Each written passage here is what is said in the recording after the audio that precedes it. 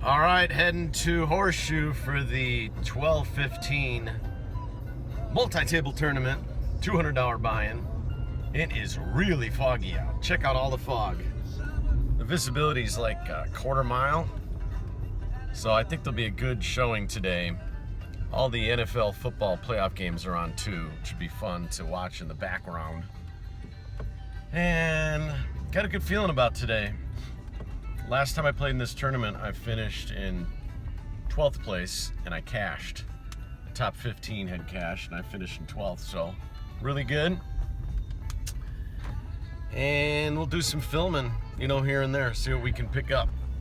Kid Mach 7 poker strategy. Time to get stacking.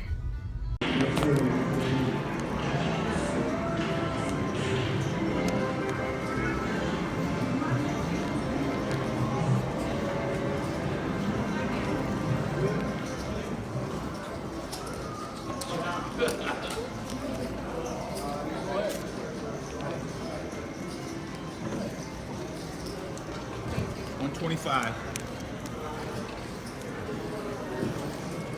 Suit 8.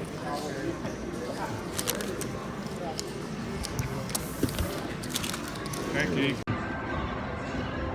All right, we're at the first break, and I got 19,000 in chips. Started out with 8,000.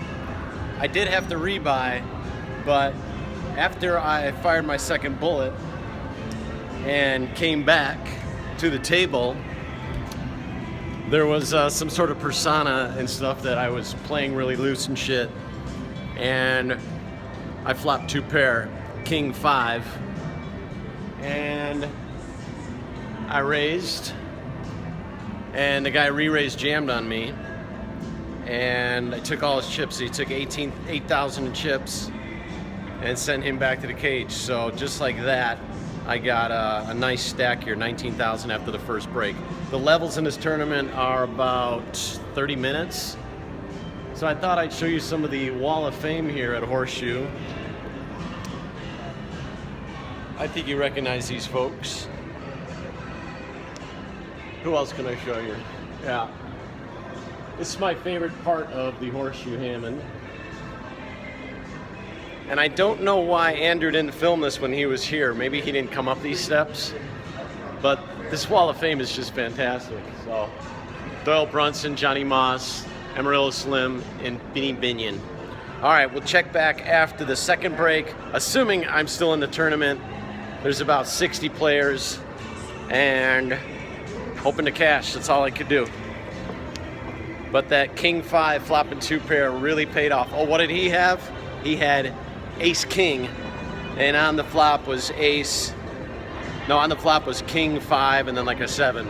See, he flopped top pair, but I flopped 2 pairs, so took all his chips. Wish me luck. Kid Mach 7 will be back.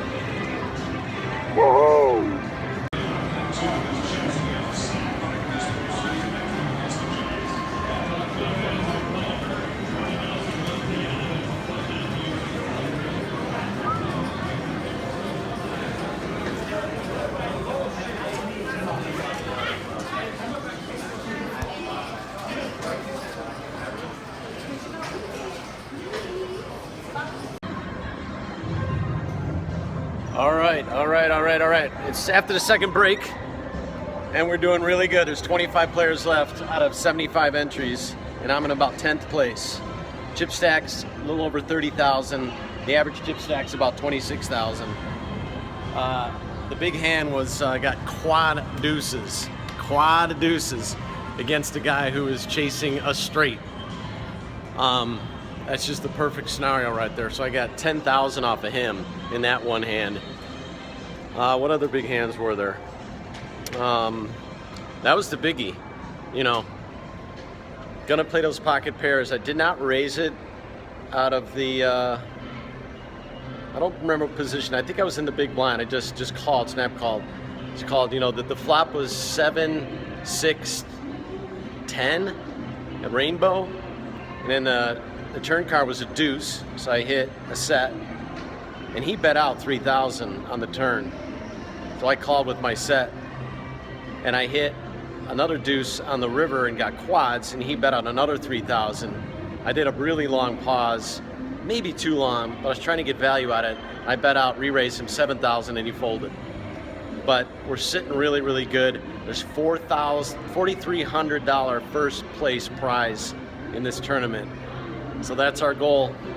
We're doing really, really well, patient. So I'm gonna go grab a beer so I can just relax during this. The blinds are only at 4 and 800, so we got plenty of time. The levels on this are 30 minutes, so no hurry to jump in any weak hands. We can play pretty tight and maybe make a couple bluffs here and there and see if there's a good opportunity to do that. So let's try and make it. Here we go. Wow. Oh. Always a sweat. All right, we're on the third break. 16 players left, 16. I'm in about 10th place, so I'm right at the bubble. I got 30,000 in chips. Average chip stack is 39,000. All right, we're on the third break. 16 players left, and I got 30,000 in chips. Just doubled up with ace jack. On the river, I hit a flush with my ace jack of diamonds to take out a guy with ace 8 who flopped an 8 on the flop. So I sucked him out on the river. So there's 16 players left. Top 9 get paid. First place is 4,300 bucks. I got 30,000 in chips. Average chip stack is 39,000. If we could double up just once more, we're looking really, really good. Playing really well, really tight. Trying to think of any other big hands I had. Every all in that I did got folded all around. So I went all in with. Trying to think here. Oh, pocket deuces. I went all in. Everyone folded around with the blinds at 800 and 1,600. So I was in middle position, had to do it, just shove those deuces. So we'll check back in, hopefully when we're at the final table. And looking good. You know, this is a big prize pool here.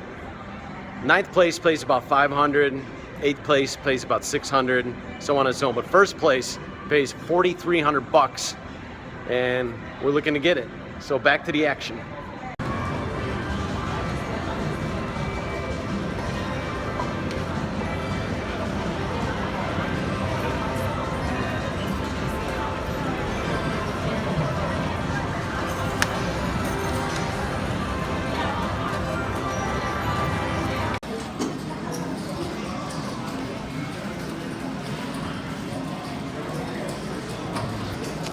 Well, we got 6th place. Pretty good.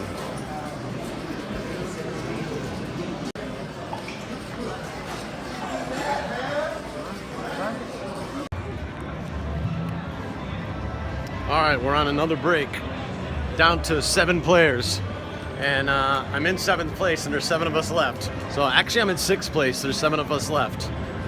The payout structure is really good, and I'm doing really, really well. I got about 50,000 in chips. The blinds are at 2,000 and 4,000, and 2nd place pays about 1,900.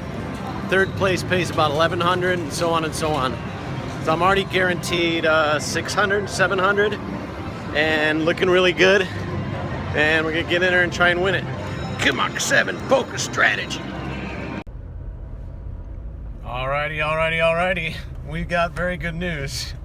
No, we didn't get 1st place, or 2nd place, or 3rd place, or 4th place, or 5th place, but we got 6th place for 800 bucks on a $200 buy-in. Yeah, I had to fire 2 bullets, so that's only 400 profit, but I'm really excited about it because this specific tournament was one that I shied away from last year because it's a $200 buy-in. I don't, that's expensive. I like to stick around $100 buy-in, 50, 80, 100. So when I buy into a $200 tournament, it's a little bit nerve-wracking because if you got to fire another bullet, which I had to today, that's an expensive day. But my quad deuces really made my day. And another huge hand I got was a flush on the river while I was holding ace jack of diamonds. And if I was to say one thing, there was like 75, 80 entries in here. When I got down to the final 20, my patient play really paid off. In tournaments, you gotta tighten up and play really tight at certain points. And my all-ins were just great. Very few times was it ever questioned. But my final all-in with King 8 suited, wasn't much I could do. I was down to like 2 or 3 or 4 big blinds. So I had to shove. Guy had ace king and beat me. So really great day. Tournament strategy is something that I talk about in a lot of my other videos. One thing I'll say here too is there were several instances where I folded pocket pair. Pocket sevens I folded twice because of big raises before me. And a great hand I had towards the end of the tournament was pocket fours, believe it or not. Yeah, one of them, pocket fours, and I just called. I called like 6,000 in chips, and the board started showing a lot of clubs. So I immediately started raising because the flop was favorable for me. There were no face cards. I had pocket fours, and I had a club in my hand. One of my fours was a club. Well, all of a sudden there was like 3 clubs on the board and no face cards. And I also had a straight draw, so I raised and raised, and when the river card came, another club, I checked it, and the guy next to me thought for a long while. The pot was up to like 20,000. He checks it and turns over ace 5 with no clubs, and he had a 5 on the board, but I hit the flush with that river card. So my pocket fours won because I hit the flush on the river. So 2 major hands in this tournament, I went this far by hitting flushes, for what it's worth. I don't want to continue to drive and talk now, so I hope you enjoyed the videos. If you did, please like, please share, please subscribe. This is Kimmock7 with Poker Strategy, live in Chicago at the Horseshoe Casino Hammond Poker Room. Hope you enjoyed all those photos of the poker legends. Good night. All right, to end this video compilation montage of the tournament, I thought I would show you 5 hands that I had in that tournament. We'll go over them real quickly. The first one was right after my rebuy. I more 4 or 5 hands into my rebuy, I woke up with this, and this was about level 4 of the tournament. So the blinds are about 150, 300 at that point. I don't always play this hand, but I had folded a lot of hands, like maybe 6, 7, 8 in a row. And the gentleman before me just did a raise about two times the big blind, put out about 600. And there was nobody left to act, maybe one more person left to act next to me. I just decided to call. I didn't put too much thought into it. And the flop came king 5, and what was the other card? A 7. I'm looking at some of my notes here. He raises on the flop, and everyone else folds except for me. I obviously have 2 pair, so I call. The turn card was a jack, and he raised again. He kept making like 3,000 in chips, which is a lot in this specific tournament at that stage. So after the turn card and his raise, I just jammed it all in. And he calls, and I show the 2 pair. He shows ace king. So off to the races. On to the second hand, which is very exciting as well, which I talked about in the video. I'm sitting there. No, we're going to go over this one, the ace jack of diamonds. I'm trying to do this in sequential order. In this hand, the guy had ace 8, and the flop came. I raised this pre-flop, by the way. The flop came like 7, 8, and then a 3. So he flopped top pair and he bet it out. But there were 2 diamonds on that flop, so not only did I call, but I also thought of raising on the turn, depending on what the turn was. Turn was like a club. He bet out again. I decided just to call, and he shipped all in. He didn't have a lot of chips, and I called, obviously with the flush draw, and I got up to walk away when he showed his ace-8 because he had the top pair, and I hit a diamond on the river to take down the hand and win it. So that was the other hand. On to the pocket tens, which is a very exciting hand I had. This is red hot.